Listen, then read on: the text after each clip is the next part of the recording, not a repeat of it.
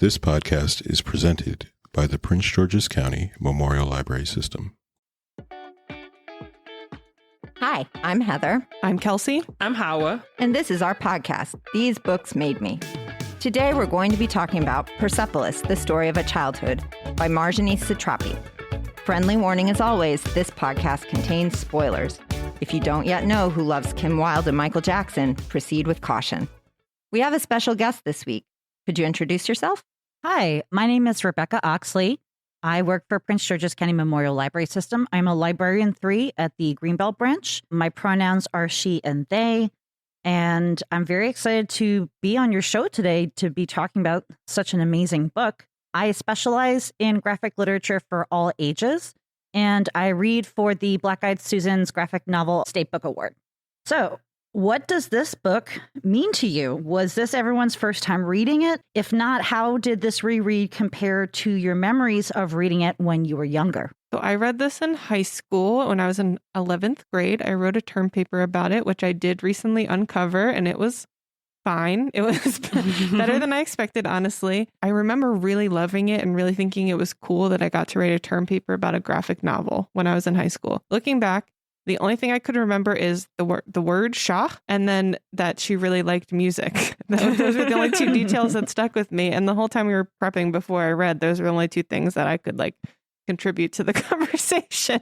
So clearly a lot of the politics, even though I wrote an in-depth paper about them, kind of went over my head a little bit. Yeah, this is my first time reading it. So, initially a lot of the stuff was kind of going over my head. So I can relate to that feeling that you had. But no, I'm really glad I got to read it with you all because it's one that I've heard a lot of good things about. And it's been great to have, it's great to have people that I'm going to be able to unpack what I read with. Yeah, I came to this one as an adult after high school. I thought it was awesome when I read it the first time. It definitely fit in with the other graphic novels that I was really into at the same time that I was reading this one. I remember reading this fairly concurrently with Pedro and Me by Judd Winnick, and both were memoirs, both were a black and white style, and I thought they both just hit so hard, and it really, I think other than Mouse, was the book that really just made it sink in for me, how much power there is in images. Same. I came to this book. I was in college. I was an undergrad, and I had recently read Mouse for the first time. I had taken a course on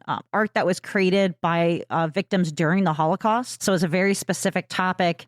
And I was so completely blown away by Mouse that when my mother then sent me these books when they first were released, and at first I was like, I don't know if I want to read this, but I was heartened by the fact that it was a memoir. And once I read them, I just kept reading them over and over again and asking everybody, do you know about these books?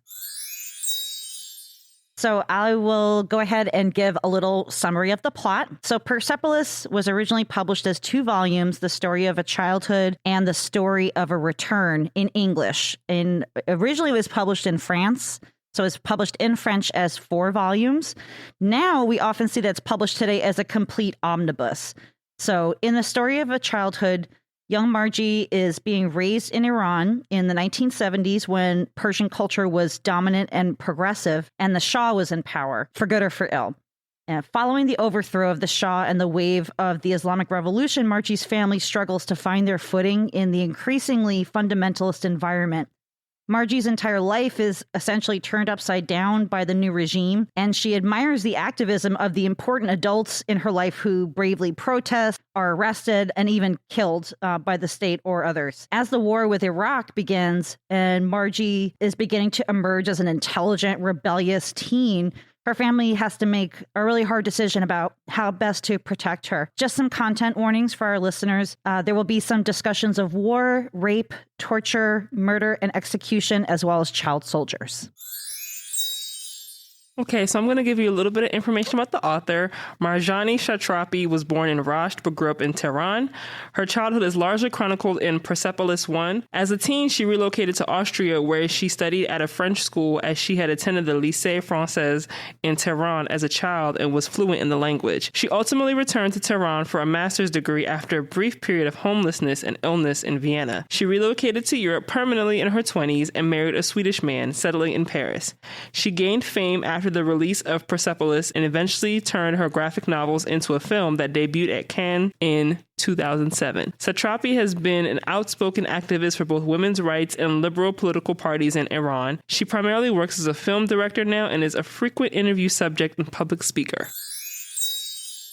All right, so let's dive in on our discussion today. Usually we like to start off with just a discussion of how it held up. This was written in, the early 2000s, so it's been almost 20 years. Are there any things that are really standing out as things we don't really say anymore, things that are kind of big differences from when it was written to now? I definitely think that the work holds up, particularly because as a graphic novel, that kind of presentation, that kind of format, her style is very high impact, black and white. It's very painterly, and it is sort of evocative of Eastern stylistic motifs. And her narrative is very similar as well.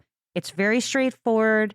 It's sort of unencumbered by how she's thinking about it now as an adult, writing this story about her childhood. And I think that it effectively captures not only the essence of childhood, but the essence of womanhood, and then the essence of being a woman of Middle Eastern descent who is Muslim, and then parsing things out between what was before and what it was now, or going back into really ancient history. Also, it's a really great teaching tool because even in my college years, I knew very little about 20th century Islamic history, particularly in Iran. I knew a lot about Persian history, but I didn't know so much about what came after the Islamic Revolution.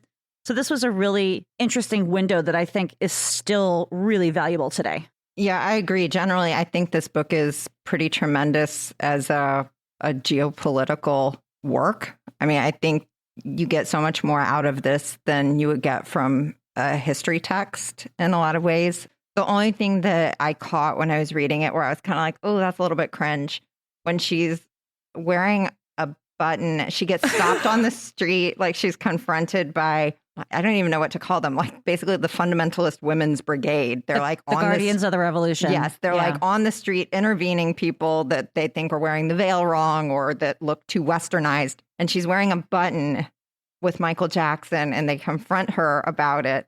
And she says, no, this is Malcolm X. He's a prominent American Muslim leader. Yeah, she's like, he's the leader of the black Muslims in America. And then she says, back when Michael Jackson was still black. Yeah. It's so funny because I literally have that page open because I was going to say that. And I was just like, I went back and forth on if I wanted to bring that up because I was just like, it seems so minuscule. But I'm a huge Michael Jackson fan. And I've seen like interviews of him where he's mentioned like, people say these things, but like I am black and I've always been proud to be black. And I think getting older and like back then I probably would have read it and thought nothing of it. But getting older and seeing those interviews and knowing that he has this like pride in being black and doesn't like when people say those things, I would have been like, yeah, it's a little cringe. Well, and it's clearly meant to be humorous in the book. And I think reading it made me think of the Skin I'm In episode that we did, Hawa, because we talked about vitiligo and racial identity. And it was like, ooh, that's maybe not as funny as you thought that was. Yeah. Like, that's a little ouch. But her trying to be like, yeah, it's just another black Muslim guy. Like, it's cool. Like, that part was funny. That was clever. It's just like, if she hadn't added that, like, little extra part, I would have been able to, like, really enjoy that part. But yeah. Yeah, there's also some class issues in here that are, I think, grazed over kind of quickly. So the first maid that they have, who's actually this child they basically adopted, Mary, she's lived with them since she was a little child. So child labor is a thing that just doesn't get like, that was normal. So It's not really commented on. And she's sort of treated like a member of the family, but then she disappears from the book without much mention. There's sort of the like failed love affair with the neighbor boy. Oh. And then she is replaced at some point later in the book by Miss Nazreen, I think is her name, is their new maid. And that woman, there's a scene where they're talking about, the uncle is making wine. He's the like family bootleg vintner, I guess. But he has the maid, Miss Nazreen, stomping the grapes in the bathtub. Yes. And she's like, clearly, may God forgive me. Yes. She's like having like a religious crisis about it. But at the same time, he's still making her do it. And it's depicted as like humorous. But then if you really think about it, it's like, oh, that's kind of a bad like power differential there where she's being forced to do something she's clearly uncomfortable with. But the issues of class in this book are real interesting anyways. But generally, I think the book holds up extremely well. I was wondering where like the maid fell into like that black hole. And then it was reading the part about the newer maid stomping the grapes in the backyard was funny to me because it reminded me of, so when my mom first came to this country, she said her first job was at a bowling alley. And she said she quit after her first day because they wanted her to serve alcohol. And she was just like, no, I'm not doing that. I really loved this book. I think it's amazing. I did have two like things that kind of stuck out to me. And one of them was I did feel like she picked up a lot of themes that I wanted to learn more about. Like we spend so much time at the beginning learning about her relationship with religion and how she feels about her religious identity and how it kind of separates her from her parents in a lot of ways. And she's talking to God and like that's like an episode. And then we never really come back around to hear like, how does she feel about religion now? How has that evolved during the revolution? Like, I really wanted to learn more about that. And I feel like there were a couple things like the Mary, their maid, that I'm like, oh, where did that go? Like, I want to wrap this up a little bit more. But obviously life is messy and, you know, maybe that's realistic. And I think that's the thing when like you're reading works that are like memoirs or like about people's like actual lives. It's like, well, I can't touch on something that didn't happen, you know? Maybe she has no idea what happened. Yeah. I mean, I don't know if that's necessarily the case, but it would have been interesting. But certain things like you did want more context on. So, well, and we're looking at a book that is a remove from our current time. And it was that time when it was written was a remove from the time of the events in the book. So we're looking at like 40 years out or so from the events that are in the book, which was a very different time in many ways. And then even having her write this in the late 90s, publishing in 2000, that was a very different time. I do feel like that Michael Jackson aside would not have elicited as much of a response 20 years ago. Absolutely you know, not. And now it's kind of like, ooh. And like the issues of class, again, it's like that was not important to her. The maid like was sort of like family, but not enough like family. And like she just kind of disappears out of the story in the way that it probably happened in her actual life. You know, like that there is that sort of dismissal of lower class people in here throughout the book in a really interesting way. And then she kind of ties that back in with communism, which her parents are these, you know, these big communists. Her grandfather became this outspoken communist, but he only did that after he lost the privilege of his class. You know, he was a prince and he lost that status with the Shah. And then it's like, well, now all of a sudden I want to fight for everybody's rights and for this sort of like, no one should have class if I can't have class privilege, you know, which I think is an interesting thing that's just sort of interwoven in the book. But again, with it being a graphic, you aren't going to dive into something with the sort of depth that you would in a text-only memoir, because you can devote 100 pages to her religious thing. But here you've got to get through it in a certain number of frames, a certain number of pages. So it really does change. It leaves a lot more open for the reader to wonder about or try to chase down answers about. I think we all sort of went looking for some of her contemporary, you know, interviews and speeches to sort of figure out where she landed with some of these things, because it's not in the book. Right. I mean, sometimes it might just be a callback to childhood where it's like something is in your face and a part of your life. And then if it suddenly leaves your view, a child only has but so much like intellectual bandwidth that they can hold up. Narrative space is really valuable when you're writing a graphic novel, unless you want to write like a huge tome. But Marji does talk about class in terms of her feeling really galvanized about socialist movements and admiring socialist intellectuals. And then her acknowledging that essentially her family is part of the bourgeoisie in Iran, and that they are somewhat affluent. And she asked them, well, why can't Mary eat with us? Why does she have to take her meal at a separate table? So it's interesting because I feel like as much as we're looking back and be like, oh, some of this is not so great now. Back then, it was probably super progressive, right? Because it was just like a half step in the right direction or something. And now, you know, it just doesn't hold up to as much empathetic scrutiny. But I think that that's what she was trying to show, was that she was asking these questions about religion, about class, and she was seeing, okay, this is not right. Something's not adding up here. And I'm noticing that the adults don't seem to be getting this, but I am. So I think that is kind of almost like the big takeaway. But you're right. Like as a reader, it's like, I want to know more. Tell me more. And I do think it tracks with where she landed philosophically, because in sort of current interviews that I found with her, she returns over and over to this idea that you can't change culture in broad strokes. You can't do things sort of by fiat where you say, no, we're all going to be good about this thing, or we're all going to do things this way. because then all you do is you empower the thing that you're getting rid of to become a symbol of rebellion, and people latch onto that. And so there's always sort of this polarizing effect when that happens. And she speaks, I'm paraphrasing, but she says over and over that culture changes in small measures. It is a slow process, and you have to know it's a slow process, and you keep doing the work and you keep engaging, but you have to know that it's going to happen in baby steps and incrementally, and not in like broad sweeping changes. So I think that is just very much part of sort of her outlook that maybe she retained from childhood, even that like, when I was a kid, I saw these sort of big sweeping attempts at reform in one direction or another do nothing. It caused war, it caused strife, it caused chaos in her country. And as an author with her, very much what you see is what you get. Because I kind of thought, well, maybe this is kind of an indictment of revolution in general, right? As you were saying, it's too much, too quick, too fast, and things start to fall apart. But with Satrapi, I've learned not to read into things too far. She's very French in that she will just be like, no, this is what I'm saying, and that's all that I'm saying. And if you don't like it, you don't have to read it. I think that conversation is a good transition to talk more about this idea of it as a political novel at its core. Obviously, throughout the book, she is conveying her evolving understanding of the political situation, the historical evolution, her relationship with different people on different sides. How did that speak to us now? Or what are our takeaways from that? I know, Hawa, you mentioned that like some of the stuff still didn't sink in. And I had a similar issue. Like, this is not a moment of history that I knew anything about before I read it as a teenager. And clearly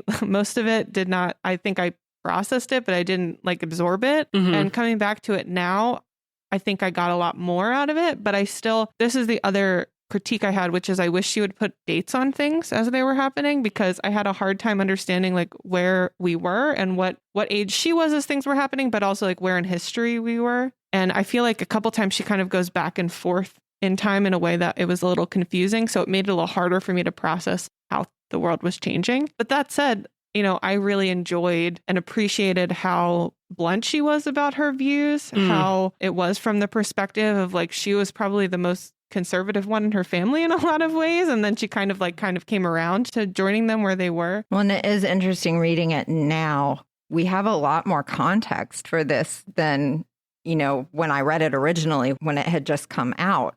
Sitting here now, we saw Ahmadinejad and sort of his regime there, being able to sort of now trace what happened after this book happened and how did this play out longer term. That added a lot more weight and context to the events. As I was reading them again, you could just see sort of the long tentacles of different things that were occurring. I was thinking as reading it, in America, we talk about history, but we are talking about very recent history. We are a young nation, like by any standard. It's a few hundred years we're talking about. It's not this really lengthy cultural past for America. That is not the case. The Persian Empire had very long history, and that's referred to so many times. She goes back to 1600 years ago, 2000 years ago, and that plays in a way that I wonder how much that confuses us, because it's not the way that we're used to sort of viewing our own history, but also how much that kind of informs the way that a child of her age in that time would have been viewing the events at the time. Like, to have that long of a past that you're aware of and sort of know how things have played out over that amount of time, like how much you're bringing that to the table as you're experiencing those things. I don't know. It's a very culturally different experiencing of history than I think we have here. Well, it made me think a lot about who her intended audience was. Like, was it globally people who didn't live through this? Was she trying to like convey the history to people who live in Iran now to like learn more about their past? Like, people who experienced it but live elsewhere, like who was she looking to convey it to? Because I think then that would change how much context she needs to go into. But she does kind of have the foreword where she's giving you the historical context. So to me, it reads like she wanted an external audience to read it. But I don't know, it made me think about, am I the intended audience, and do I have space to critique putting enough dates in it or giving me enough history to understand what's going on? She said in an interview that I read that she had fallen into this very deep depression. prior to writing this, to the point that she called for emergency assistance because she was so debilitated by it. And when they came to get her from her apartment, she lived in, I guess, a flat in Paris that was like multiple stories up. So they had these like old curvy stairs. And for whatever reason, they were stretchering her out rather than walking her out. And as they were stretchering her down the stairs, they dropped her and she fell and hit her head and ended up needing stitches. But she spoke to that as being like a turning point for her because it like shocked her out of sort of the paralysis of the depression she had been in and made her feel like she needed to just basically birth this work, which is a really interesting way of talking about the work, I think. But it also makes me wonder if she really cared that much about who the audience was, or if this really was more of a like, exactly, I need to just record myself in this way to process. Yeah. That doesn't mean that there's no thought of someone else reading it, because obviously at some point it went to an editor and they had feedback and whatnot. But it does make me wonder if it was so intentionally like, I don't know that she wants us to read this and think a specific thing. Mm-hmm. Does that make sense? Absolutely. And that's, I mean, graphic memoirs are probably my biggest guilty pleasure, except for maybe like graphic nonfiction about true crime. But yeah, I love memoirs because what you're served is what you get. There isn't often a huge intention. And if there is, like, for example, Art Spiegelman doing Mouse, I think at some point during it, he realized, because at first it was, okay, I want to record my father's memories. And then it was, well, I want to share and my father's memories. Then it became, I have to mentally unpack and go through this trauma, even though I didn't actually go through it.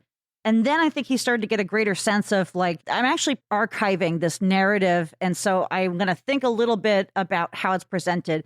I feel the same way about My Friend Dahmer by Dirk Backdorf, which is like, it's just him talking about the things that he saw, the different signs, right? Just processing about what it was like to be friends with a young Jeffrey Dahmer. And then at some point you start to get the idea that he started thinking about, okay, other people are going to read this book. So he went back to from his original comics that he made before he published that and did tons of research. And I feel like that's what Satrapi is kind of doing here, is that I think she lightly did go back and kind of say, oh, let me clarify this, because not everybody who's reading this is somebody who grew up in Iran during the 1970s is going to understand this. But I don't think that was a priority for her. I agree with you. I think she was just like, this is a cathartic act.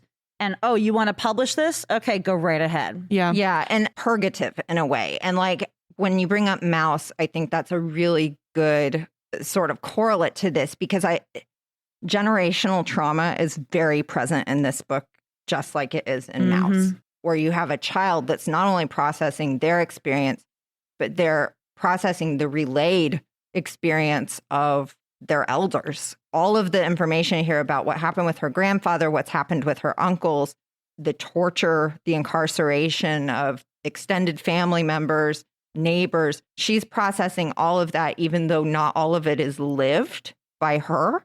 Yeah, again, this idea that like writing this was cathartic in some way, where it's like, hey, this helps me somehow deal with this experience that I have that has been weighing me down in some way. Like it's giving it scaffolding, right? Like it's giving it a structure so you can start to talk about it, start to deal with it, start to make sense of it in a way that doesn't happen when it's all just feelings. Mm-hmm. That's really interesting, because I was kind of thinking about it while rereading as a memoir that's designed to give historical context. But I think it's a great point that it's really a memoir that gives historical context so you can understand the memoir and the person. And I think good evidence to that is that I just double checked. There's no back matter in this book. There's no like for further information about the revolution or citing her sources. It really is all about her own recollections and her own kind of perspective on what was going on at the time. Yeah, hard to agree. And then you press that down through this even smaller lens of child. I'm a child. I see things with a child's eyes. I'm trying to figure it out. I'm trying to figure out why I'm passionate about something or why I notice this and nobody else does. And I think that what we get is an incredibly honest piece of work. As someone who admittedly said that some of the stuff like kind of went over my head, I do appreciate it not being over explained, because I'm not super into like history. At least I wasn't in high school. Grades are terrible. So I didn't want it to feel like a history book. Like I was okay with saying, okay, she mentioned this. It's not something I'm super familiar with. Let me take a break and maybe try to look it up.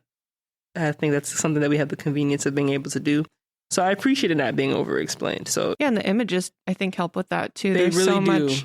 I mean, even if you don't really understand who's the bad guy or whatever, what the core tension is, like you can understand when you see that, you know, that image, really tragic image of the cinema burning, like you feel that, you know, and you know that like something terrible has happened here. And I can understand how that would have affected her to have knowledge of that. Or when she sees her friend bracelet in the, oh, that part was so, you know, there's such graphic, truly like graphic in the like really horrible, like hard to watch kind of graphic element of visualization in this book that like really helps convey the sentiment of what's happening, the feeling of what's happening. Yeah. We're looking at something through a really specific cultural lens. So that's where the visual narrative is really, really helpful. There's certain things like when she's drawing a dead body and their eyes are sort of raised to heaven and then there's sort of like smudgy circles underneath them. You know, clearly that translates, right, to just about any audience. But if you look at Iranian representations, this type of artwork for martyrdom and things like that, you start to see that there's a language we're being sort of let in on because she's using her indigenous cultural landscape and language to kind of give us footing to understand that. And like how I was saying, I love that that's not over-explained. Like, would I love to read some back matter about Persian iconography and how it features this book? Sure, why not? Do I need it? Absolutely not. She did have some interesting comments that I found about why she chose to do it in black and white. You know, she's a filmmaker as well, and she has talked about how text reading is a very active form of participation for the reader. You have to fill in the blanks. You have to infuse it with images and all of this, whereas film is a very passive form where it's happening at the viewer, right? Mm-hmm. You're getting somebody else's depiction. And this is sort of the middle ground for her. She said that she went for black and white because she, quote, thought that was best for the rhythm of the reading. It's extremely difficult to work in black and white because you cannot cheat. I think that that's really true of the visuals she puts in here because she gives you just enough. It's just enough to support the text and then have you sort of go beyond that. So we see the smudge, and we picture a lot worse than a smudge, right? Right. It really is that middle ground between film where it's not graphic enough, you know, oh, we're seeing a person explode on the screen. Instead, we see these sort of squiggly drawings and some limbs and a head, but you get what's occurring in that with real weight.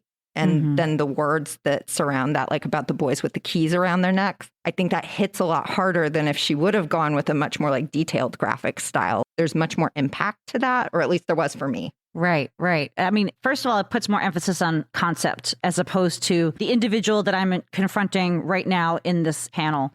But I think that that certainly harkens back to cognitively what happens when you're reading a graphic novel is that you're actually reading on three levels because you're reading these words and you're processing them as language. And then you are reading the visuals and it's not as passive as you would think. And then there's this third part of reading that's coming together where you have to put those two narratives together to be one cohesive narrative. There's a lot of great research that I studied when I was going to grad school that's actually done by Jean Luen Yang, the amazing children's graphic novelist. And he Boxers was... and Saints. Yeah, yes, Boxers and Saints and American-born Chinese. But when he was doing his master's in mathematics, he did a whole thesis on how sequential art can be used as a teaching tool. And so he put out some of the first research I still cite about what's happening in the gutter. And the gutter is the space between the panels. So even a very young reader may not be cognitive of the fact that they're doing it, but they are looking for implication and inference, and they're filling in all this information together that may not even really be there. It's just sort of implied. And that's why I think that's what really separates like a really good graphic novel from basically a masterpiece like Persepolis. If you asked high school term paper Kelsey why the art was in black and white, she would say it's all about juxtaposition, which I believe was an AP language term that I had to use in an essay of some sort. But I will say, I do think that part of it as well, whether intentional or not, she has a lot of different, really stark opposing concepts like clashing against each other in this work, even in the style of writing, like really, really dark stuff happening and then really funny jokes that you laugh out loud in the middle of a terrible scene, there's something really funny and you're not sure even how to process these two opposing feelings that you're having. So, just putting in 17-year-old Kelsey's feelings about it. Okay, Nice. 17-year-old Kelsey, I see you.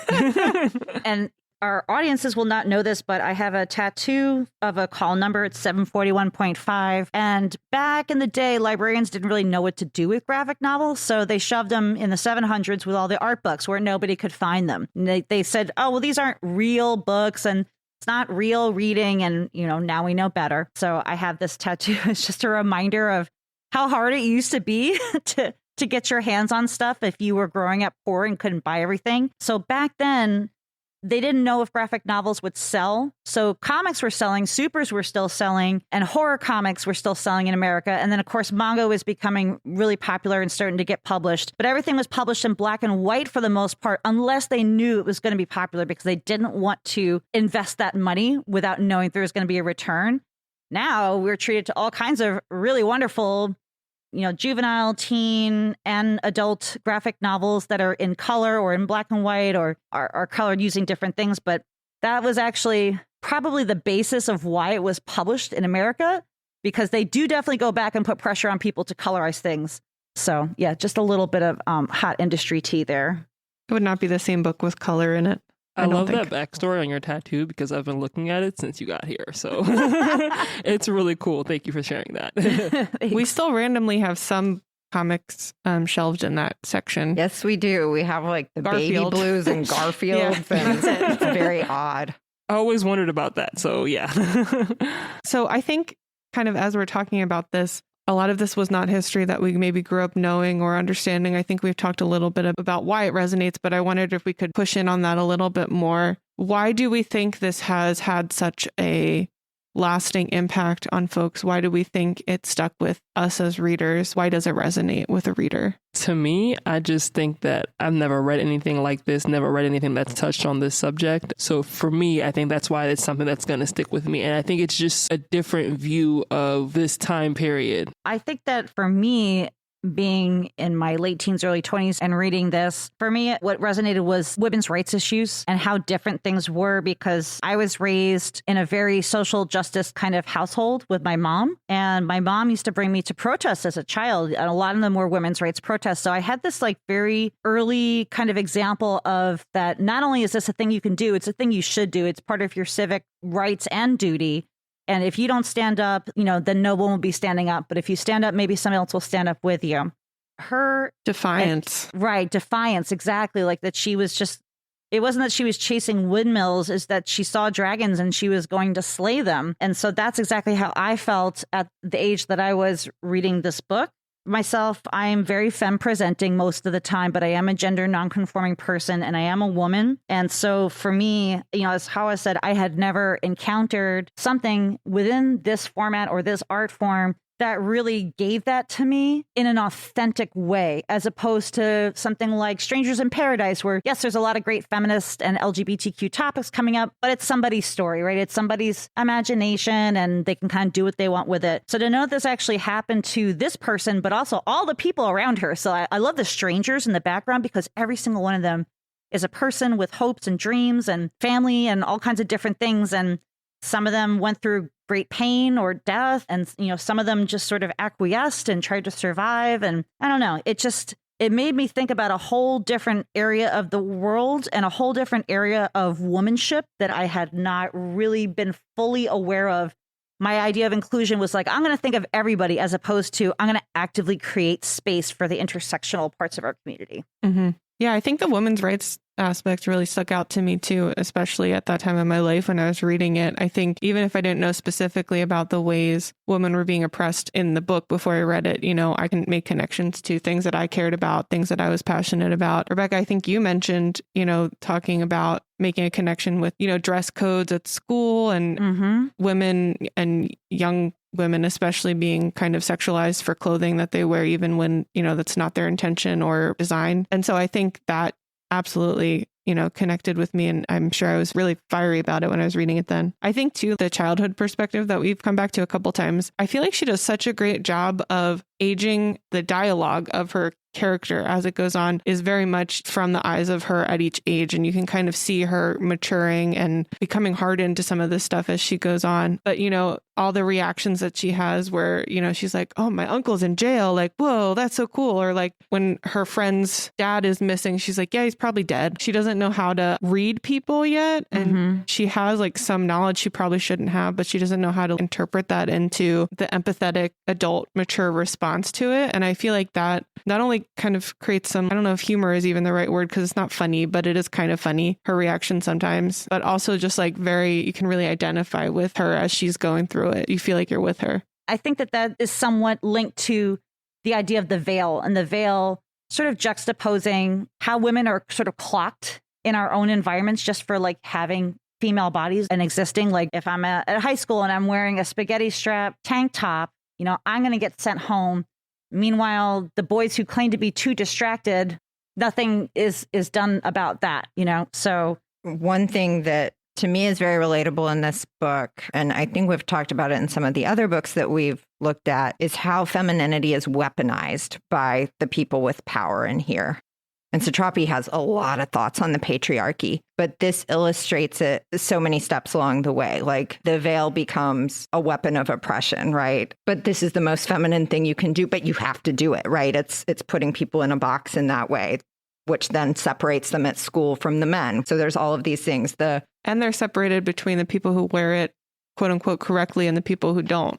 Right. The television newscaster in one of the frames is talking about how women's hair is emanating rays that do bad things to men, kind of thing. So it needs to be covered. There's the really heartbreaking bit about Nourison, I think is the name of the girl that gets imprisoned and executed, but she's raped before she's executed because it lets her captors off the hook for executing her because you can't execute a virgin.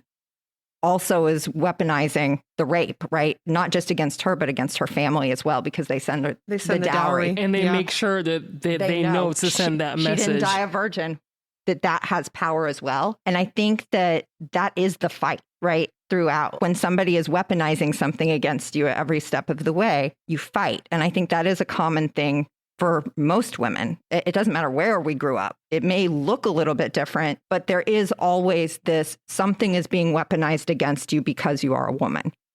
And it often takes the form of traditionally feminine things like you should be quiet because girls should be quiet and docile and, you know, but really that's saying like, you're not allowed to have feelings. You're not allowed to speak up. What you have to say doesn't have merit. You should look a certain way because if you don't and something happens, that's your fault, not the person that did it. Mm-hmm. So there's sort of any culture. I mean, I don't think we can probably think of a woman that would read this and not have this resonate on some level where like, oh yeah, I remember when I was a kid, you know, the first time I was catcalled. I remember the first time someone snapped my bra strap in the hall. I remember the first time I had a teacher tell me it wasn't ladylike to do X. You know, there's all of these things where this is much more extreme. Obviously, people are killed in this book for being women, but it's there for everyone. Like I think maybe that's generational trauma for all of us as well, but it's there if you're female. So I think the book hits for that reason.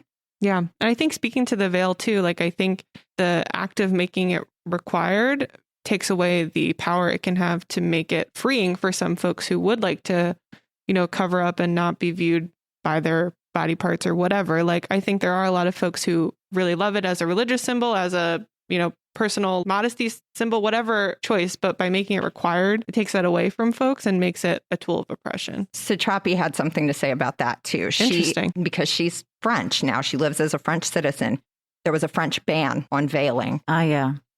Her interview, she said that on the one hand, she hates the veil because they forced her to put it on when she was a child. And so she hated it for that reason. But on the other hand, she feels like it's not her place to tell someone to wear it or not. Like that's their choice. But she said once France said, let's ban it, now the veil's a symbol of rebellion for those people. So you've inverted the very thing that you were trying to prevent. It's still being weaponized, right? So in one sense, it was put it on, and that's the weaponization of femininity. And the other one, it's like, you're not allowed to put it on, and that's the weaponization of femininity towards those people. It's like there's no in between. It's so interesting. The whole thing where when she's on the street and the lady's pulling her veil down made me think. So I'm Muslim for context. So when I was in Sunday school, I think I was like 12 years old when we started. And so I remember picking out an outfit. I was like, okay, I'm going to pick out something that's covering. I picked out this hoodie and these jeans that I loose fitting and, you know, had my hijab on, of course. And I remember that day, the imam who was like speaking, he was like,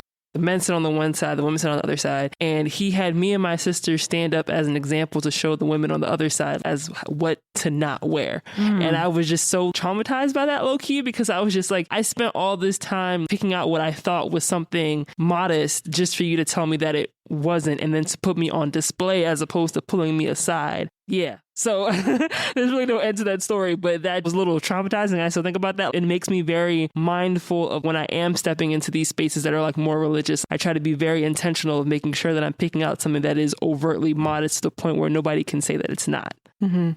I'm sorry you went through that. Yeah, I am too. Looking back, I can see now why, as an adult, it's not something that I would wear back then, but I was 12. Like, you don't know till you know. Right, you don't know till you know. Exactly. I'm like, yeah, I was 12. Could have just pulled me aside or said something to my parent or something, like, to make an example of me is lame.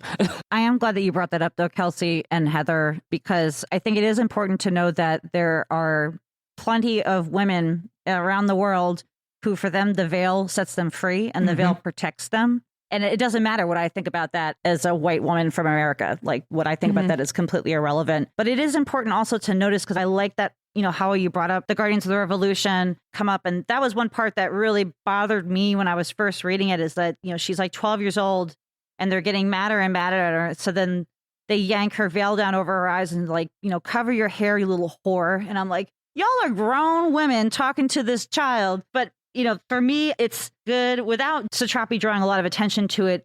It's a good reminder, and it's certainly a good reminder to us in America as well, that the patriarchy is not just something that's subjugated on women purely from a male perspective. The misogyny is coming from inside the house. Oh, absolutely. And she shows that in the book. She talks about it now. She said, in a patriarchal culture, who are the ones that raise the children? It's the women. Who says you have to be pretty and you have all the rights? It's the women in the home. Yeah, 100% the call's coming from inside the house. Like, I think that pop culture, we shouldn't let that slide by. I know we've been talking about some pretty heavy subjects, but yay, pop culture. Right, let's lighten it up. Yeah, something we can disassociate to. I do love all the mentions of the 80s music, and her parents, man, did they go above and beyond for her. They like traveled to other countries and bought all kinds of contraband, like a poster of Kim Wilde or a Michael Jackson button. Of that section made me laugh out loud, because her dad is sneaking back posters. Her mom sews the rolled up posters across the shoulders, so he looks like a big B. Arthur from the Golden Girls, Carol Burnett in the like curtain dress thing. It's such an absurd looking thing, and the way that she has the customs officer's face, you can tell he's just like, what the heck is going on here? He knows something's wrong, but he can't quite get at it. It's just so beautifully done. And it's so funny to me because I'm looking at this drawing and I'm imagining him trying to walk without ripping or messing up the or poster. Sit on an airplane. Right. Like they were so worried about like creases and folds. And I'm just like, how could he sit on an airplane or get through like anything without messing it up? But I guess it worked out better than folding it in the suitcase. I definitely think Satrapi was telling on herself a little bit too, because, you know, she's in this bourgeoisie family and like her parents come through with all this amazing stuff, cassette tapes and pair of Nikes. You know, I didn't get a pair of Nikes when I was a kid. And she's straight up just like, oh, I don't want postcard size. I want a poster. Where's my poster? I was like, oh, wow. No, this sounds there's like a a lot brat of- right now. a Your lot of parents just like privilege. crossed borders with this contraband, just so that you can feel yourself a little bit. I do love how she talks about how she goes to her first punk party. That was obviously something that was very meaningful. And how her mom, you know, spent time making this distressed looking quote unquote punk outfit. With her nail necklace. I'm a punk rocker, and I was raised in a punk rock way. So I absolutely love the fact that, you know, she felt so excited and empowered by that. But also I think she kind of delights a little bit in like, oh, I'm kind of sneaking around. You know, I'm doing something that is outside the grain and I'm getting away with it. She comments on that too. You can see that again in the drawings. Like there's that, I don't know how she does that because the drawings are very simple, but just the way that she depicts Marji's body language. It's so effusively joyous. You can tell she feels like she's getting away with something. That was another interesting thing I saw in one of the interviews that she gave, where she was talking about how when she was a kid, she felt that adrenaline related to like a poster or like a little party or something. And she said something like, in France, to feel that, you'd have to like rob a bank. Like that,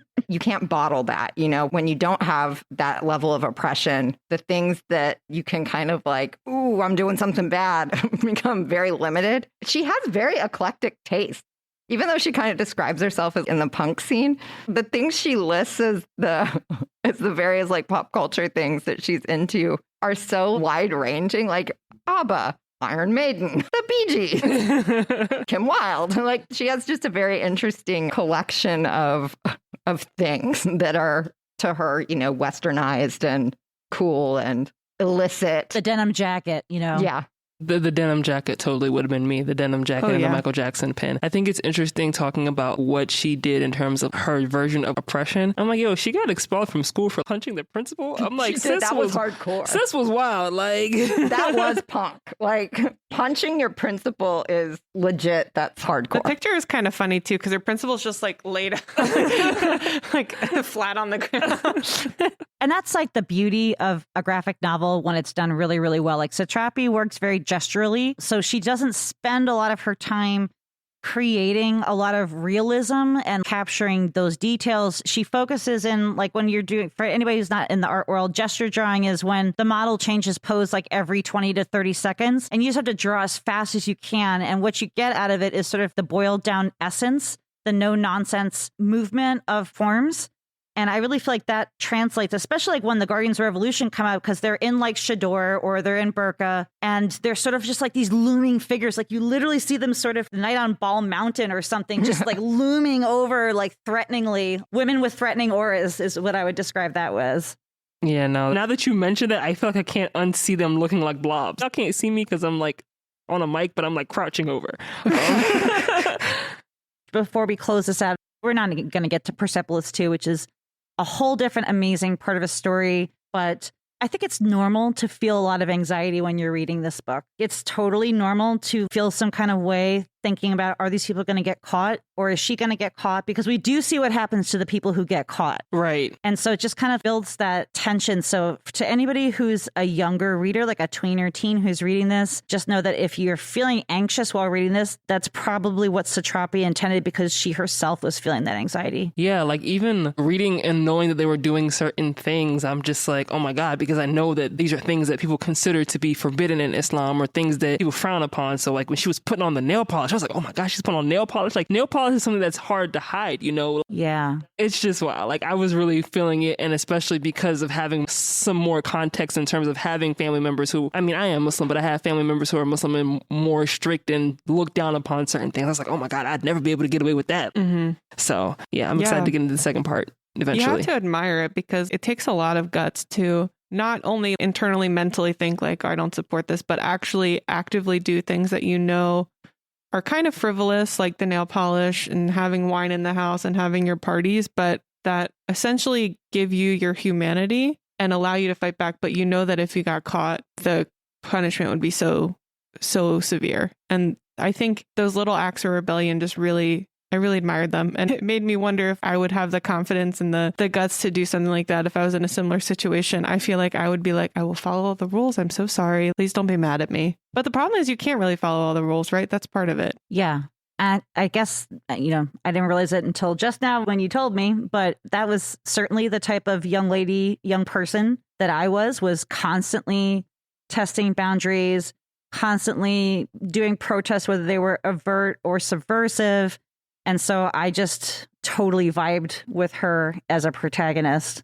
Yeah. And without putting myself on complete blast, I even more identified with her as a protagonist having gone to book 2, because my teenage years were marked by a lot of risk taking. I grew up in an urban area where it was extremely normal for people as young as 13 or 14 to be engaging in different risk taking behaviors. I experienced homelessness at a young age, or just like housing instability.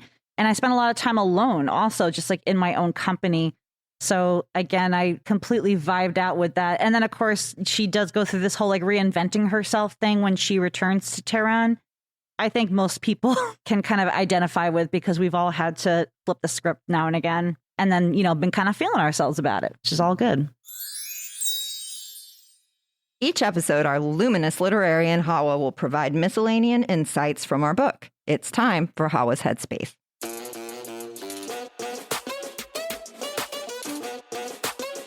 Hi, everyone. Welcome to Hawa's Headspace, the part of the podcast where I literally say whatever comes to mind. In the book, there's a part where Marji's parents travel to Turkey. Marji's only request of them was to bring her back a few things: a denim jacket, some chocolate, and 2 posters, one of Kim Wilde and another of Iron Maiden, a band who her dad also liked. To keep the posters from getting confiscated on their way back into the country, Marji's mom tore the lining out of Marji's dad's jacket, placed the posters inside the jacket, and then sewed the lining back on. Luckily for me, when I was growing up, getting my hands on posters was not as difficult or as dangerous. As a 90s baby growing up in the early 2000s, I loved being able to put posters up on my wall. And so did my sisters. For us, it was as easy as going to the grocery store and picking up the latest edition of Word Up, Teen Dream, J14, Tiger Beat, or another of the many teen-targeted magazines that were filled up with posters.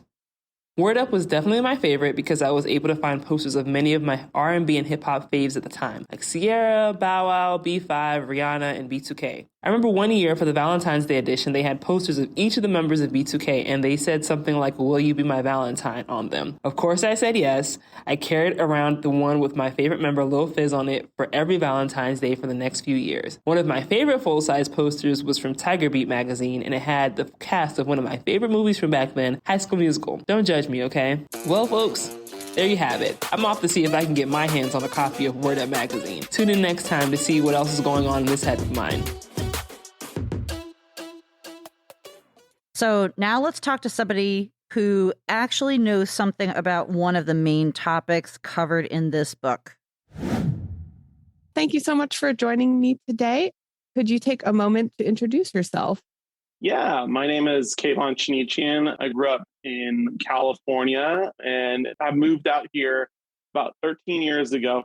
And I've been affiliated with a lot of different Iranian-American causes and organizations, both personally and professionally.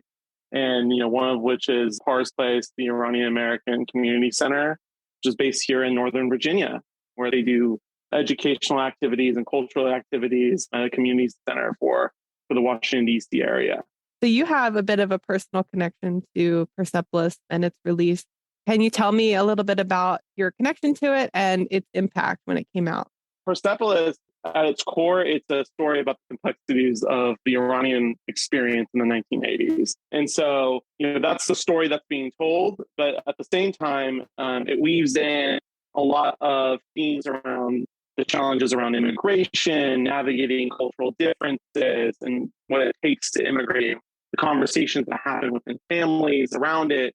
And, all of those themes kind of came together and were really relevant to me because the book came out in 2003. And I was right in the dab of, high school. A lot of those conversations were happening, understanding the stories of my parents and family, the context of why they immigrated. It's always kind of been near and dear to me because those conversations were so close to home. It's also a coming of age story in many ways, looking at the Marjane's kind of trajectory of, navigating her love of like Michael Jackson and heavy metal, but trying to explain that to her family in Iran and how to reconcile that. As a teenage boy in California, I inevitably had to confront those conversations too. So as you mentioned, it came out almost 20 years ago. It describes a time period that was 20 years before that. And it's through the lens of an Iranian French woman. So given the differences in time and culture, I'm curious if you can speak to any similarities and differences that you see in some of the cultural touchstones that she describes and your own experience within the Iranian-American culture here in DC. There's definitely differences, between what an Iranian-American experiences versus an Iranian French or an Iranian Austrian. But, going back to recognizing this as a story about immigration and cultural differences, navigating that and coming of age, start with kind of the similarities, which is, the themes of overcoming cultural differences, it's always going to be a big piece, no matter where you're immigrating to.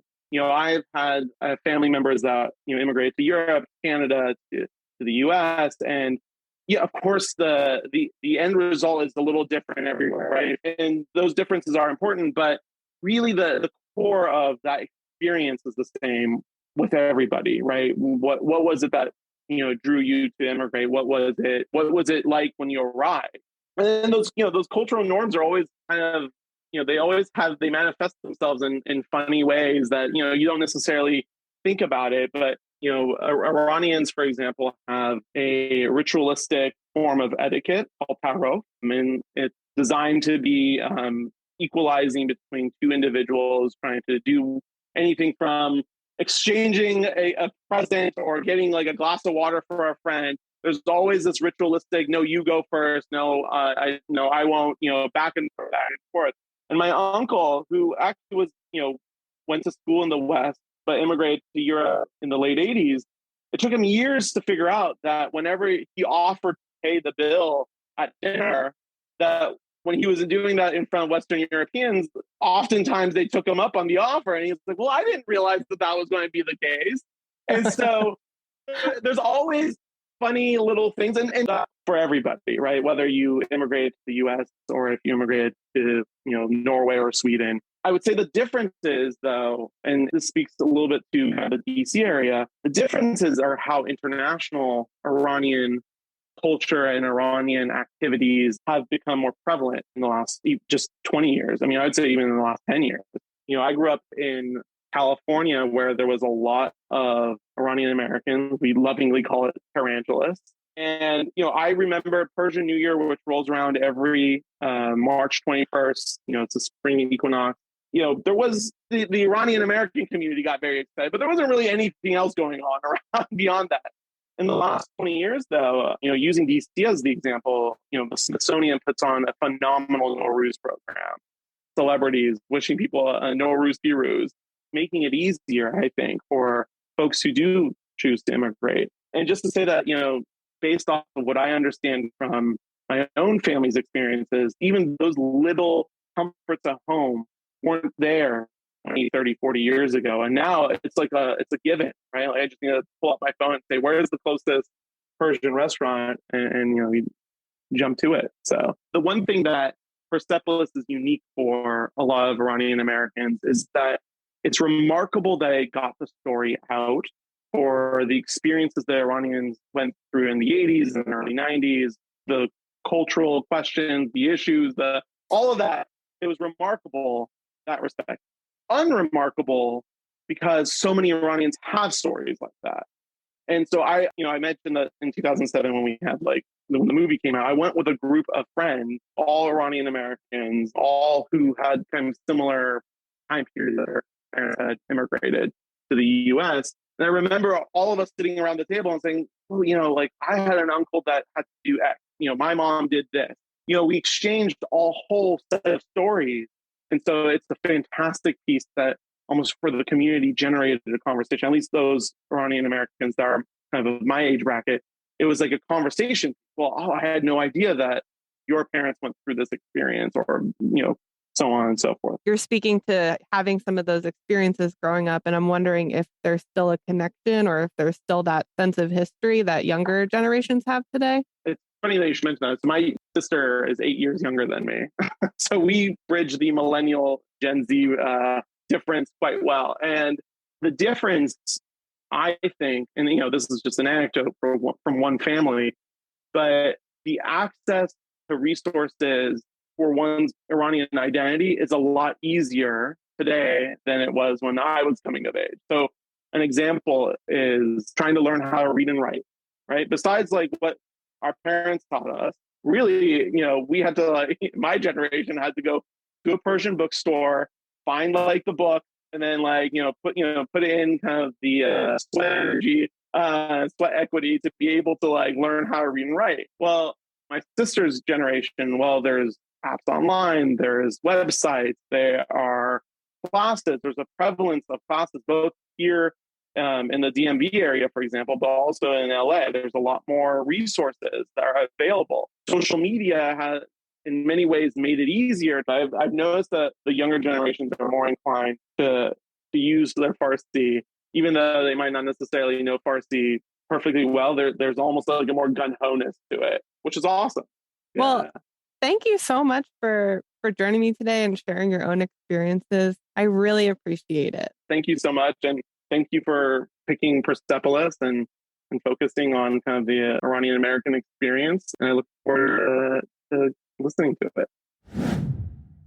Okay, so there are a lot of pop culture references in this book. So for today's game segment, I thought it would be kind of fun if I read the lyrics of some of the artists that were mentioned in a deadpan and have y'all try to guess the song.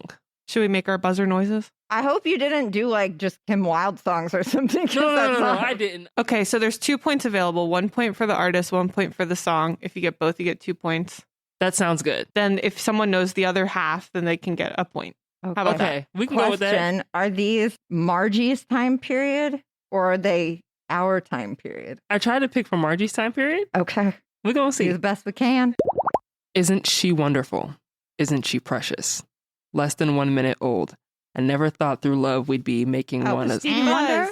Oh, I thought we had to wait till the end of the song. No, sorry. I think we both, like, all of us started at the same time. I think we all know this one. Those were like lyrics I could actually hear in my head. Yeah. Like while you're saying, I tried not to sing it. Lovely. Yeah. Isn't All right, who she gets it? wonderful? We all simultaneously got that one. Well, you can tell by the way I use my walk. Buzz. Go ahead. Staying Alive by the Bee Gees. Yeah. I'm a woman's man, no time to talk. Bright lights. The music gets faster. Look, boy, don't check on your watch. Not another glance. I'm not leaving now. Honey, not a chance. Hot shot, give me no problems. Much later, baby, you'll be saying, never mind. You know life is cruel. Life is never kind. Oh, I got nothing on that one. Yeah, 80s vagaries all the way. No tune came to mind. Y'all want me to say what it is? Yeah. What is it? It's Kids in America by Kim Wilde. Oh. It's so For the funny because kids I was in so sure that you America. guys were going to get this song because we mentioned Kim Wilde so I frequently. know, but I didn't prep any Kim Wilde stuff ahead of time. Can you sing it? Isn't it like looking at a dirty old rooftop? Down below the cars in the city go rushing by. Yeah. Side note, I think I know all those words because of the Jonas Brothers. Okay, so I think Kelsey's winning right now. Yeah. Yes. Okay, so this is the last song, y'all. I'm sorry. Okay. That ended really quickly, right? That's good. She was more like a beauty queen from a movie scene. Michael Buzz. Jackson, Billie Jean. We tied. Rebecca and Yes, Kelsey I tied. mean, that is the right answer. You guys are tied, even though you didn't follow the rules this time. But it's okay. We're all friends here. So We made a concerted effort and we heard some music along the way. That's all that matters. that's all that matters. Yay, Hala. Thank you. Honestly, I found one that got you guys stumped, so that was fun. It was. Yeah, and and we you really guys were should able have to get some. predicted that given the book. I thought you were going to throw some Iron Maiden our way with. I'm like, I don't know any Iron Maiden. I know. I was lyrics. really ready for the Iron Maiden. Yeah. I didn't when I read it. I didn't even realize that Iron Maiden was an artist. So- They were like a satanic panic staple in the 80s. Yeah. They're so good. Highly recommend. Go back Mhm. Noted. if you like rock. If you don't, then maybe don't. All right, it's time for the Bechdel test. Each episode, we ask whether our book passes the Bechdel test. The Bechdel test asks whether a work features two female characters who talk to each other about something that does not involve men or boys. So, do we think this book passes? Yes, I do. Totally. It's a quote from Satrapi in a Vogue interview, which she seems to be kind of referencing this test. She says, "In all this imagery of women in films, how many leading roles do we have that are women that are unrelated to the men? She's always a wife, a mother, a lover, a grandmother. Can't she just be her?" I like that. Yes. Also, I do want to comment, one of the conversations that makes this pass is between her and her grandmother in the bed.